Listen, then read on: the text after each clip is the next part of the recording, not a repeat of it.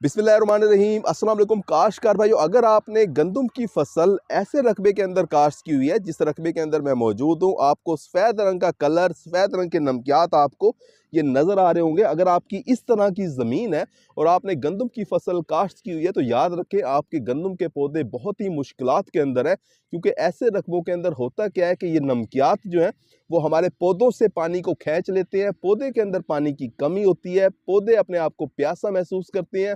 साथ में होता क्या है कि ऐसे रकबों के अंदर हमारे पौधों की जड़ों के मुंह जो हैं वो बंद होते हैं, यानी पौधा जो है वो खुराक ज़मीन से नहीं उठाता। ऐसे रकबों के अंदर हमारी गंदम के पौधे या कोई भी फसल हो उसके पौधे जो हैं वो अपने आप को भूखा प्यासा महसूस करते हैं।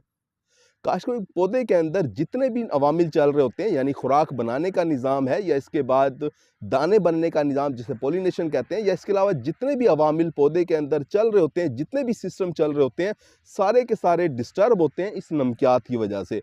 होता क्या है कि इन नमकियात की वजह से पौधा इतना डिस्टर्ब होता है कि 50% तक हमें पैदावार कम दे रहा होता है।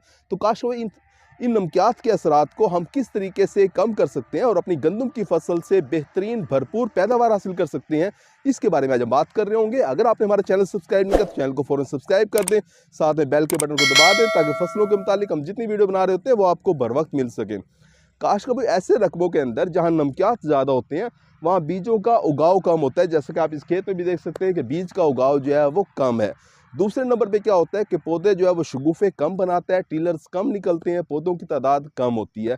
तो ऐसे रकबों के अंदर हमें बीज जो है वो ज़्यादा इस्तेमाल करना चाहिए। लेकिन इस वक्त मैं आपको ये नहीं बता रहा हूँ कि आपने उगाव किस तरीके से बेहतर करना है या पौधे का झाड़ किस तरीके से बेहतर बनाना है, क्योंकि ये वक्त नहीं है ये चीज़ें बताने का।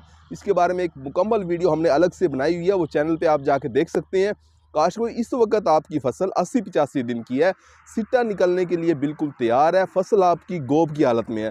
तो इस वक्त आप अपनी फसल को नमकियात के असरात से किस तरह बचा सकते हैं और एक अच्छी पैदावार हासिल कर सकते हैं, इसके बारे में आज हम बात करेंगे। काश कभी ऐसे रकबों के अंदर एक बड़ा मसला ये होता है कि जब हम पानी लगाते हैं तो पानी देर तक खेत के अंदर मौजूद रहता है। वो पानी हमें देखने में नज़र आ रहा होता है लेकिन पौधा उसे इस्तेमाल नहीं कर रहा होता।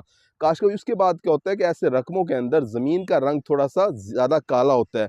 सोडियम की वजह से ज़मीन का रंग जो है वो काला होता है। हमें ऐसा लगता है कि पानी मौजूद है खेत के अंदर, हमारा खेत वतर हालत में है, यानी हमें पानी लगाने की ज़रूरत नहीं है, जबकि पौधा जो है वो बहुत ज़्यादा प्यासा होता है। काश वो इस रकबे को अगर आप देख लें तो इस वक्त आपको इस रकबे के अंदर ज़मीन का रंग जो है वो थोड़ा सा काला सा नज़र आ रहा होगा।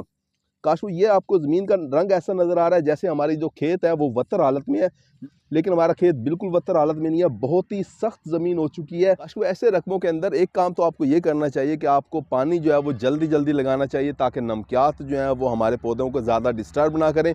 दूसरा काम जो आप कर सकते हैं वो ये कर सकते हैं कि जब आप पानी लगाएं तो आप कैन गवारा खाद, जिसे कैल्शियम अमोनियम नाइट्रेट खाद कहते हैं, उसका इस्तेमाल करें। उसके अंदर क्योंकि कैल्शियम होती है और कैल्शियम जो है वो नमकियात के असरात से हमारी फसल को बचा रही होती है। काशो इसके साथ साथ अगर आप पोटाशियम का स्प्रे कर देते हैं तो आप अपने पौधों के अंदर पानी का जो प्रेशर होता है उसे काफ़ी हद तक ठीक कर लेते हैं। पौधा अपने आप को ठंडा महसूस करता है। पोटाशियम खाद जो है वो पौधों को गर्मी की शिद्दत से बचाती है। अगर आप इस वक्त जब फसल हमारी गोब की हालत में, इस वक्त अगर आप पोटाश का स्प्रे कर देते हैं 2 किलोग्राम फी एकड़ के हिसाब से SOP खाद का अगर आप स्प्रे कर देते हैं तो आप अपनी फसल की पैदावार को बढ़ा रहे होते हैं।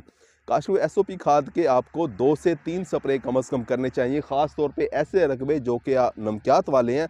2 से 3 स्प्रे ज़रूरी है।